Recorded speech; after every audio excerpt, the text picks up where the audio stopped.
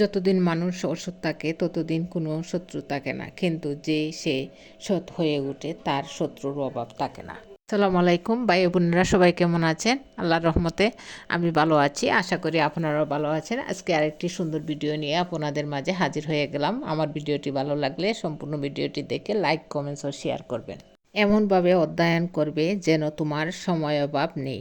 এমনভাবে জীবনযাত্রা নির্বাহ করবে যেন মনে হয় তুমি আগামীকালই মারা যাবে। নিন্দুকেরা পুরোপুরি অসৎ হতে পারে না। কিছুটা সততা তাদের পেশার জন্য অপরিহার্য, কিন্তু প্রশংসাকারীদের পেশার জন্য মিথ্যাচারী যথেষ্ট।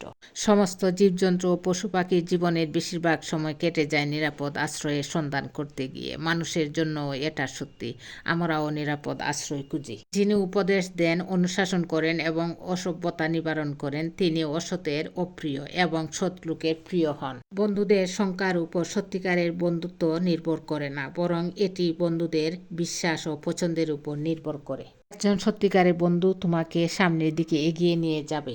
আমার ভালো বন্ধুদের কথা মনে করে আমি যতটা সুখী হতে পারি, অন্য কোনোভাবে ততটা সুখী হতে পারি না।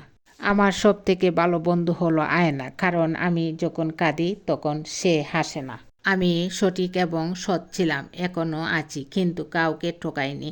এটা উপলব্ধি করার মধ্যে যে শান্তি ও গর্ব থাকে, তা অন্যায়কারী ও প্রতারককারী কখনো উপলব্ধি করতে পারবে না।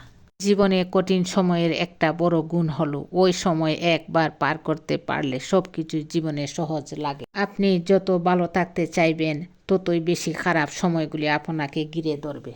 অতিরিক্ত সরলতা আর আবেগী মনোভাব কখনো কখনো নিজের অসহায়তার কারণ হয়। কাপুরুষ আটকায় সৌন্দর্যে, কুমারী আটকায় অর্থে, মানুষ আটকায় মায়ায়, অমানুষ আটকায় স্বার্থে। যারা বলে জীবন থেকে একজন গেলে আরেকজন আসে, কিন্তু এটা বুঝে না কিছু মানুষের জীবনে একজনের শূন্যতায় সারা জীবন থাকে।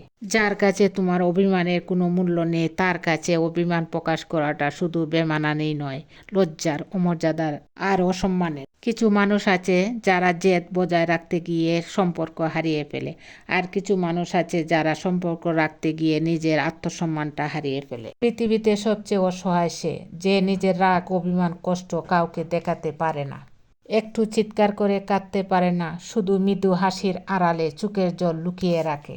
জলের দিকে তাকিয়ে থাকলে তুমি কোনোদিন সাগর পাড়ি দিতে পারবে না, তেমনি সুখের আশায় বসে থাকলে কোনোদিন সুখের সাগরে ভাসতে পারবে না। কেউ যদি তোমাকে গুরুত্ব না দেয়, তাহলে তাকে এড়িয়ে চলো। এটা তোমার অহংকার নয়, এটা তোমার আত্মসম্মান। পৃথিবীতে এমন কোনো মানুষ নেই যার বুকে এক ফোঁটাও কষ্ট নেই। কেউ প্রকাশ করে চোখের জলে, আর কেউ বয়ে বেড়ায় হাসির চলে। সবাইকে অনেক অনেক ধন্যবাদ জানিয়ে আজকের ভিডিও শেষ করছি। আসসালামু আলাইকুম।